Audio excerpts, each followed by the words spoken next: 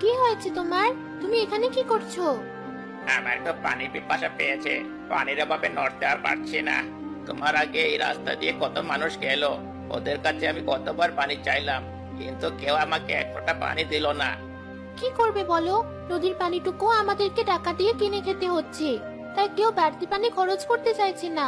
আমার নিজেরও পানি অনেক কম, এটুকু পানি দিয়ে সারাদিন কিভাবে চলবো? তাহলে তুমি আমাকে পানি দেবে না?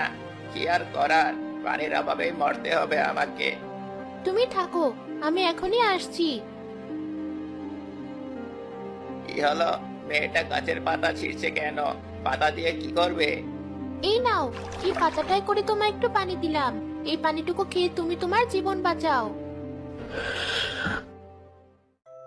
আমার জীবন বাঁচানোর জন্য তোমাকে অনেক ধন্যবাদ। আচ্ছা, আমি তাহলে আসি। দাঁড়াও, আগে যেও না। কি হলো? তোমার কলসিটা একটু নামাও, আমার একটা কাজ বাকি আছে। এই নাও। এ কি, তুমি ঠোকর দিয়ে আমার কলসিটার মাথা ভেঙে দিলে কেন?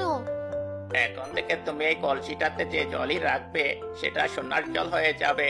আর সোনার জলটুকু তুমি যদি অন্য পানির সাথে মেশাও, সে পানিটুকু সোনার পানি হয়ে যাবে। তুমি কি বলছো এসব? এখন হয়তো তুমি আমার কথায় বিশ্বাস করছো না, কিন্তু পরে ঠিকই করবে। আমি তাহলে চললাম। এই কাকটা বড় অদ্ভুত। যাই, বাড়িতে সবাই আমার জন্য অপেক্ষা করছে।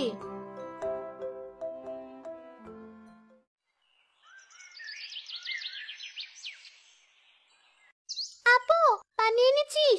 অনেকক্ষণ ধরে তোর জন্য অপেক্ষা করছি। আজ ফিরতে এত দেরি করলি যে? চৌধুরী সাহেব এখন নদীর পানি দেওয়ার জন্য টাকা নিচ্ছেন। আমার কাছে যে দুটো পয়সা ছিল, ওইটুকু দিয়ে মাত্র আধা কলসি জল আনতে পেরেছি। আপু, তুই ওদেরকে টাকা দিতে গেলি কেন? এত বড় নদী, যেখান থেকে মন চায় সেখান থেকে একটু পানি তুলে আনলেই কি হতো? নদীর আশপাশ দিয়ে চৌধুরীর লোকেরা নাকি দিনরাত পাহারা দিচ্ছে, কাউকে এক ফোঁটা জলও নিতে দেবে না। যাই হোক, সকালে খাওয়ার পর তো কেউ পানি খাসনি। যা, গ্লাস নিয়ে আয়। এই নাও গ্লাস, পানি দাও আমাকে। এই নে। মিনি, আপু, দাঁড়া, পানিটার রং দেখ কেমন যেন। তাই তো, কিন্তু পানি নেওয়ার সময় তো ঠিক রঙই দেখলাম, এখন আবার এই রং কিভাবে হলো? আমার কাছে তো এই পানি দেখতে সোনার মনে হচ্ছে। আর দেখ, রোদে ধরার পরে পানি কেমন চকচক করছে। তাই তো, তার মানে কি কাকটা সত্যি কথাই বলেছিল? কোন কাক? রবিন, ঘরে কোথাও সামান্য পানি পেলে নিয়ে আয়, একটা পরীক্ষা করতে হবে। আপু, তুই এই পানি সত্যি নদী থেকে এনেছিস? তা এনেছিলাম, কিন্তু কাকটাই হয়তো কোনো জাদু করেছে এই পানির উপর, তাই এই পানি সোনার হয়ে গেছে। এই নে আপু, পানি।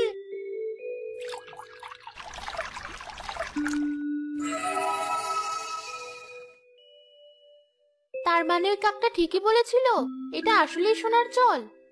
কিন্তু এগুলো কি সত্যিকারের সোনা? বজলু চাচা তো সোনা নিয়ে কাজ করে। দাঁড়া, তার কাছে গিয়ে জিজ্ঞেস করে দেখি।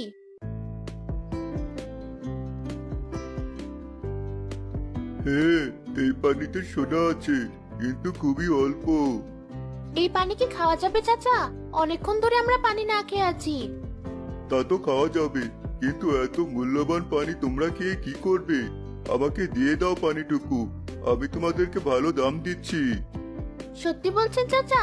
ঠিক আছে।